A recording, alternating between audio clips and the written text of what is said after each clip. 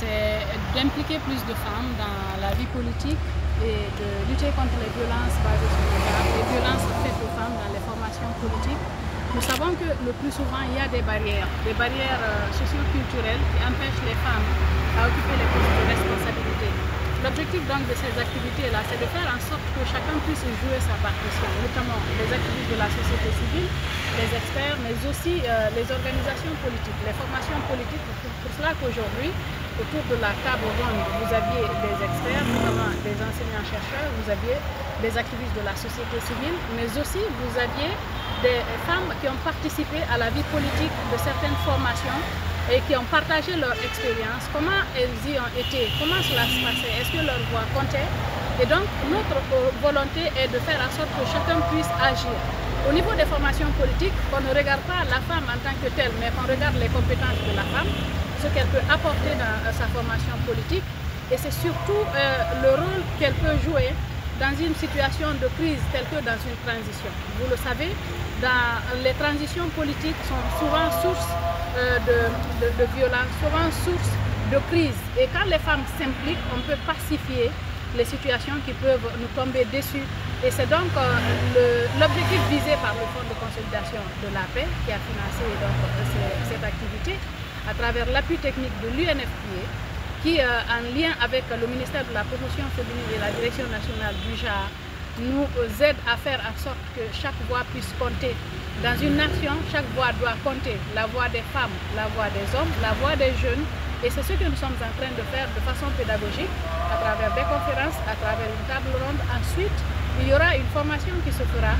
10 femmes vont être formées, qui vont relayer la sensibilisation au niveau des QG, des quartiers, des assemblées générales, je veux dire, des partis politiques, mais aussi au niveau des différentes communes, et ça se fera ici à Conakry, à Koya, mais aussi à Dubreka, pour que les gens sachent qu'on ne doit pas dormir sur nos lauriers. C'est vrai que le combat il se mène il y a longtemps, mais il y a encore du chemin à faire pour que la voix des femmes puisse être prise en compte dans les différents postes de décision. Le statut de la femme, l'éducation qu'on doit avoir depuis la famille jusqu'à l'université, etc., pour que le positionnement des filles soit vraiment respecté. Tout le monde sait que 52% de la population féminine, ce n'est pas petit. Si ce pourcentage est éduqué, il va de mieux pour toute la société. Quand nous prenons les sociétés nordiques, la Norvège, la Hollande, la Suède et tout le reste, tout le monde est éduqué. Au Parlement, vous avez 50%. Au ministère, au gouvernement, vous avez 15 ministres femmes, 15 ministres hommes. La parité est acceptée. Mais c'est parce qu'elles ont été éduquées, enseignées et la société donc s'est trouvée très haute. C'est ça l'objectif, l'éducation. Ce n'est pas sorcier. Tout le monde est passé par là. Si nous devons arriver, nous devons passer par ce chemin. Souvent, des femmes pensent que ce sont les hommes qui sont le frein à cette formation. Leur mari, j'ai abandonné parce que j'ai été mariée. Vous, quel a été votre cas? Moi, j'étais enseignante dès le départ. Je n'ai pas lâché jusqu'à la fin. Je vous l'ai dit tantôt, quand mon Benjamin a eu son bac de parti au Canada, j'ai décidé de reprendre mes études pour faire un master, un doctorat, et j'ai fait des publications pour arriver au professorat.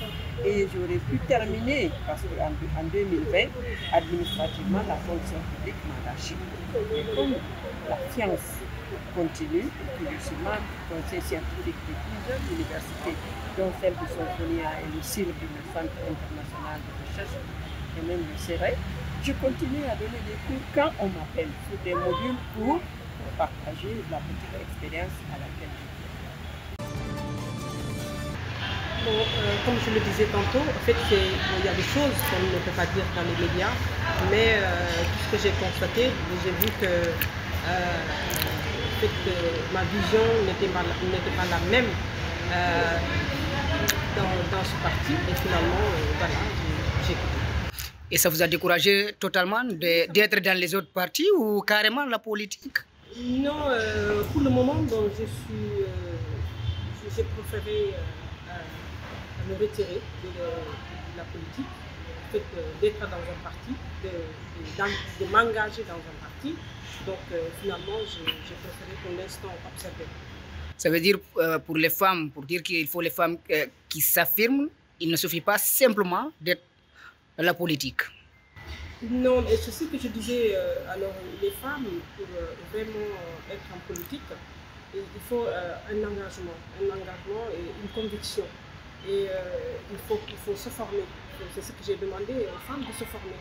Parce que sans la formation, on ne peut pas prétendre faire la politique, prétendre être au même niveau que les hommes. Donc pour égaliser les hommes, il faut absolument une formation.